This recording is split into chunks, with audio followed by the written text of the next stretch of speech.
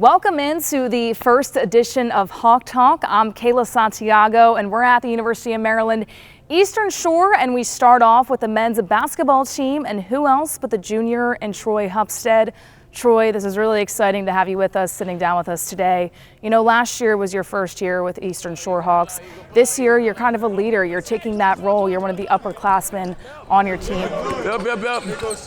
Yes, sir. Just sum up this journey for me so far. You know, the journey has been pretty remarkable. You know, I've been just really enjoying and embracing everything, the highs, the lows, you know, and just really enduring everything, learning to get better and really embrace my goals and what we have as a team. What are some of those goals for you? I really want to win. I'm going to be honest, you know, accolades and things of that nature is cool, but the biggest thing I love to do is just win. I enjoy winning. When did it all start for you? When did the love of basketball, the game of basketball, come into your life? Basketball wasn't introduced to me until 7th grade. You know, I used to play football. I only played basketball, I'll say, twice a week my 7th grade, but as the 8th grade came, I started taking it more serious and things of that nature. So I didn't really develop a love to the game, I'll say, until my junior year of high school. Hupstead, very patient, gets the deuce. Why basketball? Why did you decide to really play it organized your 8th grade year? You know, it's crazy. My father actually told me that I was going to be a basketball player before I even started playing. So I found that pretty cool, but over time, I started losing love for football, and I just started drifting towards basketball more. So Dad is a fortune teller, apparently, because he told the future of you. Now, is it a sport that he played at all, or he really just thought by your build and your athleticism that you would be good at this sport? I think probably by my build, because out of my siblings, I'm the tallest. So, you know, probably based on that, you know, but yeah, I'd say probably he's a fortune teller.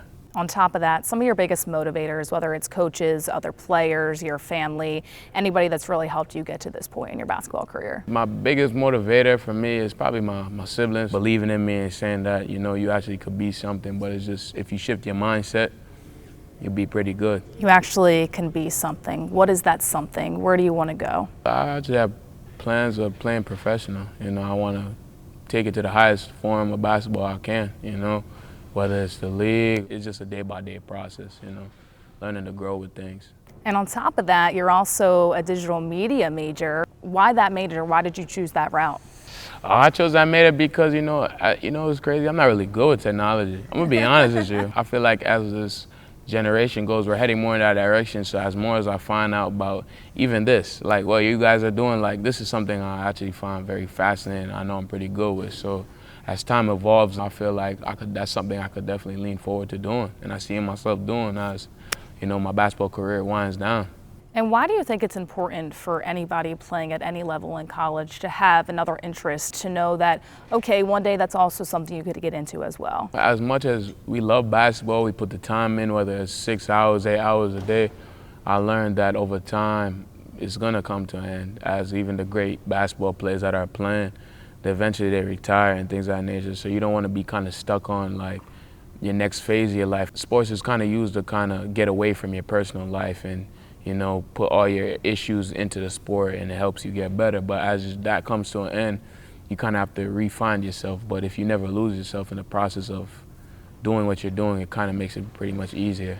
We're going to do a little bit of rapid fire, some fun questions as well. We're going to go to the team as a whole. Who would you say, if you know, is the best singer on the men's basketball team? Toby. Yeah. The Dozy? Yeah. There we go. How about the best dancer? It's probably between Toby and Eli. Your favorite NBA player? The player I look up to is between Draymond Green and Jimmy Butler.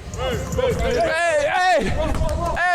Troy Hupstead, everybody, in our first edition of Hawk Talk at the University of Maryland Eastern Shore.